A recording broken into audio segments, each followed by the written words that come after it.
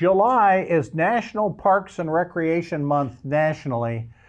It's 11 months of the year, I think. That's what we were just talking about. I can't disagree with you. Frank Soule of the Island Rec Center is joining us.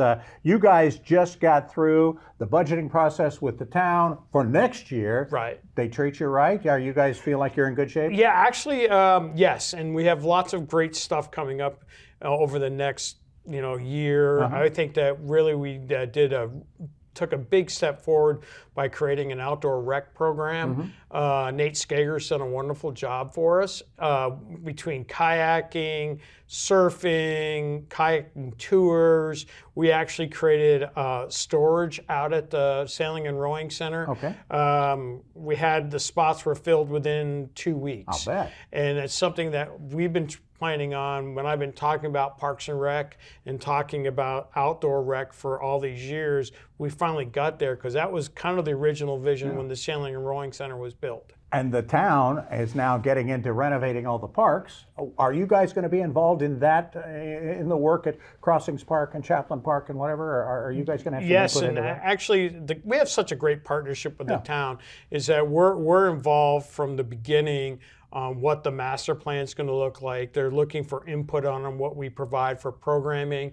And so that's where we've been involved in, both at the Crossings Park, Chaplin Park, and we're getting some input on the new tennis facility that they're talking about. But some of that input, it ties into the fact that there's a piece of land that's going to be hopefully available for a kayak launch. Wow. And be able to have outdoor rec programs, but also working with the community on tennis, because we've had a great tennis program at Chaplin Park. If you remember, Public Tennis Inc., way back in the day, raised the money for those tennis courts that are at Chaplin Park. And so we're pretty, we think that we can develop the tennis program at the community level working with Public Tennis Inc. And of course, pickleball's taken over, so you got to have more pickleball courts too, and that's all a part of the plan too. Yeah, and I think pickleball is going to, obviously, can never trust me to make a good judgment, because several years ago, I'm talking 20 plus years ago, we met the guy at the National Parks and Rec Conference. He was promoting pickleball, and myself and Bob Rozak at the time walked away, goes, that's never going to be that'll never take off. So you don't ask me to be your stock picker.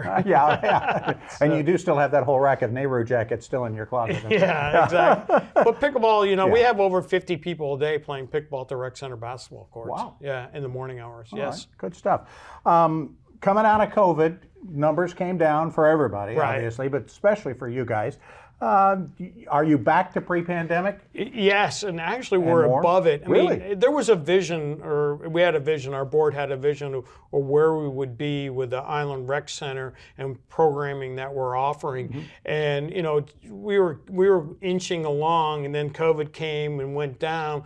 But I believe probably in January, we kind of got back to where we envisioned it happening. We can have anywhere up to 500 people a day at the rec center between the swimming, after school programs, summer camps, fitness, and the fitness part of our programming is really taken off, and it's really exciting. We have about 100 to maybe 200 people in there daily just working out. Good. And a lot of it's both not only people who buy year-round memberships and live here, but we have a great walk-in business of visitors coming to the island looking for something to do. With the additional in the second gym, we have families in there playing basketball, while we have kids in the after-school program in the old gym. So it's really kind of built back, and the vision that we had when we started that project over 12 years ago has really come.